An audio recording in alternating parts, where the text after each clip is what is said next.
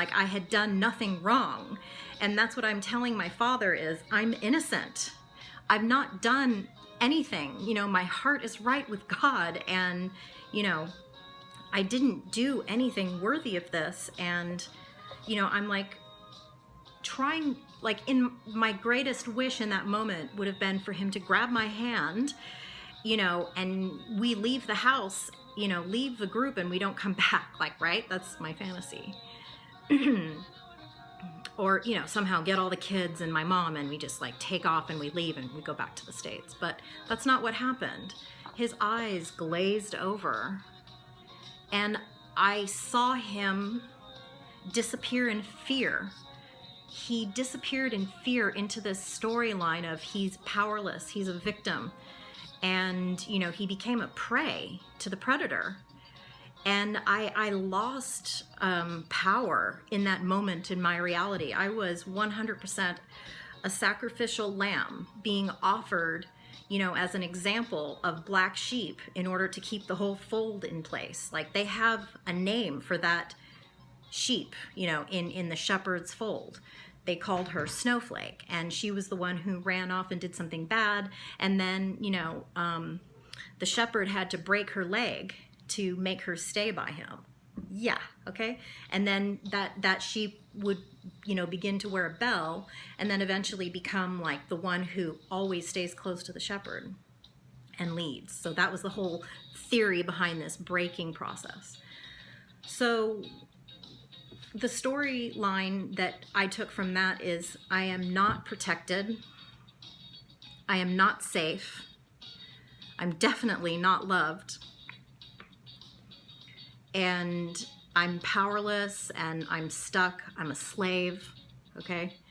Along with a ton of other things, because, you know, before 13 years old, I had, you know, had encounters with a few of these pedophiles that the group attracted because of the incest that was preached by the prophet.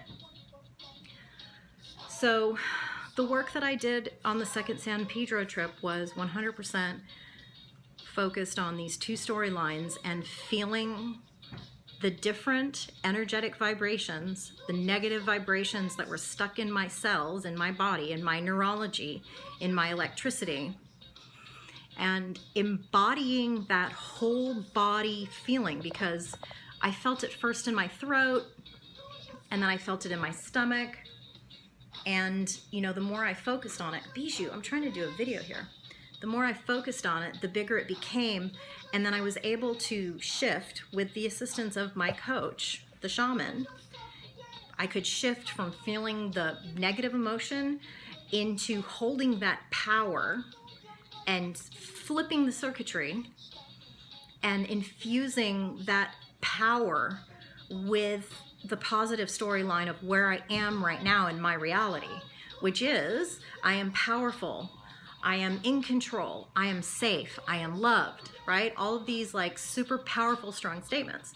So the way that I did this was with both of, so feeling the resonance from the first and the last story, I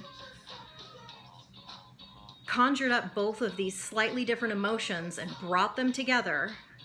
And then I allowed them, well, I didn't allow it at first. It took quite a while to get to where I was allowing it to manifest in my body negatively. And that's when I punched pillows and I screamed into the pillow. And at first I was like, this is stupid. And it took me a while, and he was very patient. But I finally was able to like embody all of that frustration, all of those feelings that I wasn't allowed to feel at these two very important pivotal points in my childhood.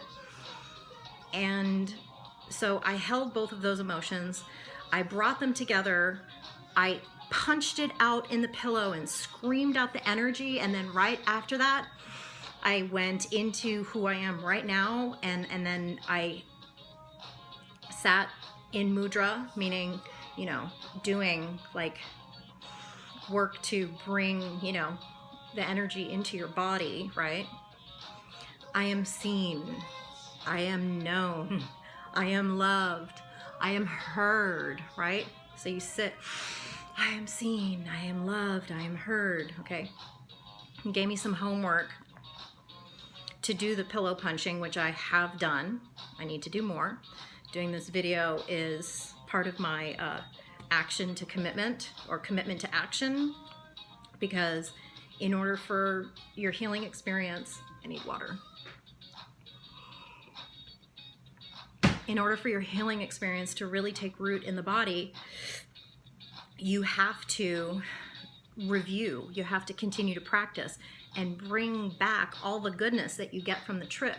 Because when we go into using plant medicines, it takes us to the third person perspective, which allows us to observe the entire situation from the observer perspective.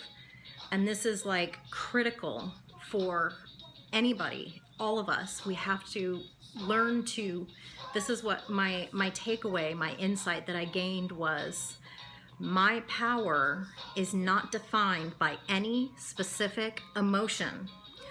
I have access to all of my power, and I can choose which emotion I attach it to, and I only allow my choice to be what triggers me in a positive way, right? Or negative if needs be. But I am not going to allow this old film to be on today and be like interfering. So EMDR